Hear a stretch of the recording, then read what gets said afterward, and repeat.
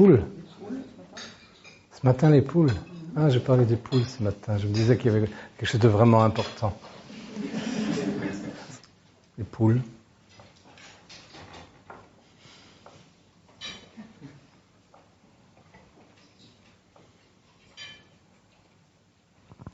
Oui, les poules. Eric a remarqué que les poules mangeaient, qu'elles vivaient simplement pour manger là dehors. Elles mangent toute la journée, après elles se reposent et puis elles remangent.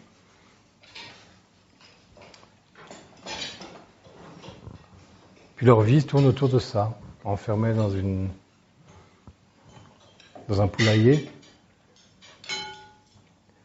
avec un coq qui leur saute dessus de temps en temps. Ensuite, elles mangent, puis elles vont pondre un œuf, éventuellement. Puis elles mangent. Elles cherchent tout le temps à manger, rien d'autre. Et j'ai dit à Eric, oui, les chiens, c'est pareil. Ils mangent, puis après ils cherchent à manger. Reniflent à droite, à gauche pour manger, sauf si on les occupe à autre chose. Et les animaux, c'est comme ça. C'est la caractéristique des animaux. Ils cherchent tout le temps à manger. C'est-à-dire, ils cherchent tout le temps à continuer à vivre. Puis ils meurent. Entre-temps, ils ont simplement mangé pour vivre, et ils se sont reproduits un peu. C'est tout. Et l'être humain fait exactement la même chose. On croit qu'il fait autre chose, mais il fait exactement la même chose. À la différence des animaux, il a parfois, dans certaines contrées, comme dans nos régions, comme il a des congélateurs, des frigos et des grands magasins, les aliments sont déjà en réserve. Donc il a un peu plus de temps que les animaux. Il a un temps libre pour pas chercher à manger, pour pas travailler, pour récolter son repas, quoi. Il y a juste un peu d'espace entre, plus d'espace entre. Mais ça, c'est grâce aux réfrigérateurs et aux congélateurs et aux grands magasins. C'est tout. Entre-temps, il fait exactement comme les animaux. Sauf qu'il meuble l'espace qui est occupé par les congélateurs, et l'espace-temps qui est occupé par les congélateurs et les réfrigérateurs et les grands magasins, qui lui conservent donc ses aliments pour qu'il puisse aller les chercher. Le temps qui est libéré grâce à ça, il l'occupe à ce qu'il appelle des loisirs. Et au lieu de courir comme les chiens, derrière toutes les odeurs qui sentent, ou au lieu de picorer comme les poules, il s'occupe avec ses loisirs, jusqu'à ce que ce soit à nouveau le temps de manger. Puis à nouveau un espace libre, des loisirs. Mais c'est la même chose. Il s'agite dans ses loisirs, ensuite il revient à manger. C'est la même chose. Sauf quelques êtres humains qui savent qu'en eux existe un esprit, et que cet esprit utilise un corps qui fonctionne comme dans le monde animal.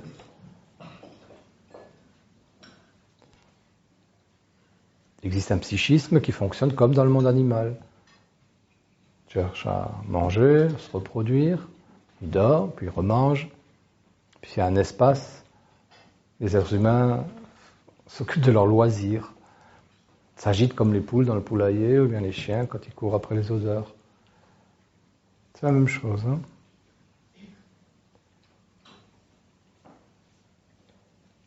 Et parfois les loisirs sont culturels. Ça, malgré tout, c'est typiquement déjà humain. C'est des loisirs et une occupation d'un niveau plus élevé. C'est le début de l'étincelle de l'esprit. Les loisirs culturels, artistiques, religieux.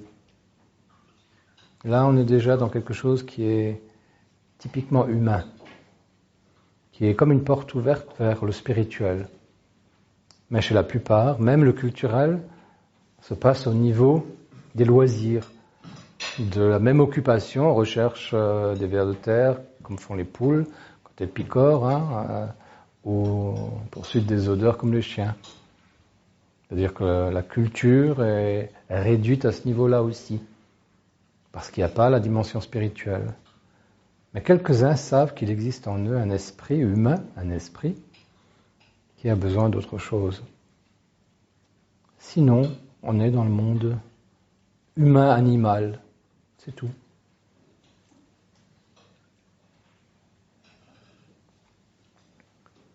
Et à ce moment-là, tous ces gens qui disent que l'être humain est comme un animal, simplement un peu plus civilisé, ou un peu plus cultivé, ont raison, il n'y a rien de plus. Parce qu'en fait, il n'y a pas la recherche de l'esprit. Et il n'y a pas un savoir et un savoir-faire qui explique comment entrer en contact avec cet esprit qu'on est soi-même.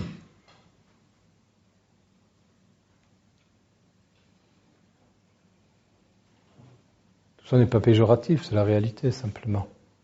L'être humain s'occupe comme ça, comme les poules, les chiens et les autres animaux.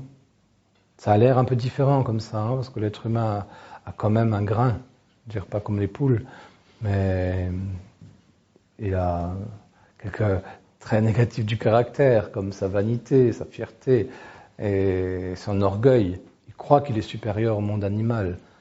Mais tout être humain qui s'intéresse juste à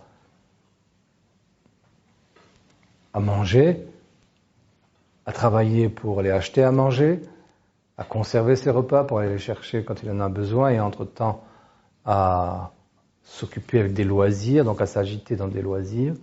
Ces êtres humains-là sont simplement des animaux supérieurs, c'est comme ça qu'ils se nomment. Ils ont raison.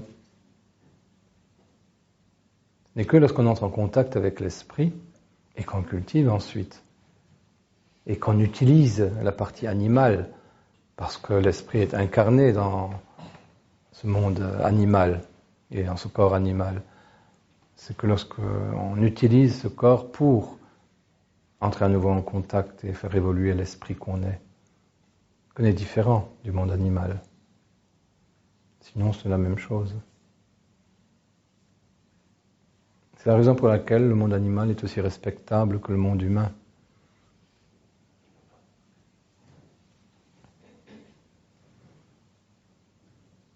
Et la plupart des humains ne sont pas moins enfermés dans un poulailler que les poules là dehors.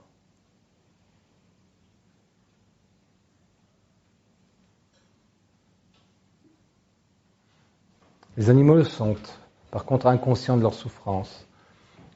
Ils vivent leur souffrance et ils sont limités. Leur limitation et les souffrances pour eux, mais dans un monde inconscient pour chaque individu animal.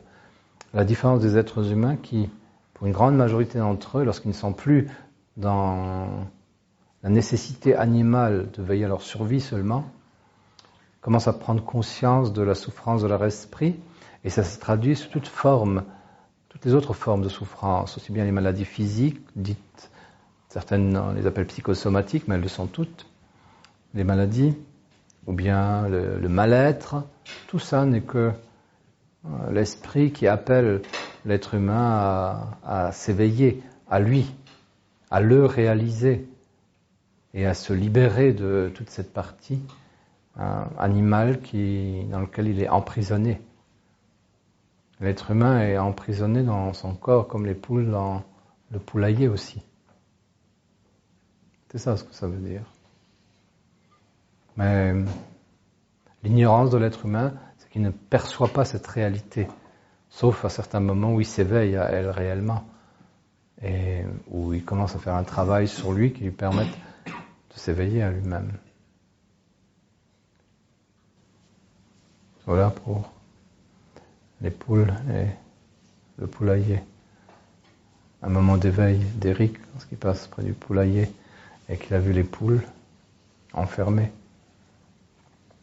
Seulement, il ne s'est pas rendu compte que c'était une projection de son propre état. Il est normal de se poser ce type de questions. Pourquoi toute cette souffrance? Pourquoi toute cette absurdité de beaucoup de choses? Oui, mais après, il faut partir à la recherche des réponses pour sortir de l'ignorance de l'illusion dans laquelle on se trouve. Oui.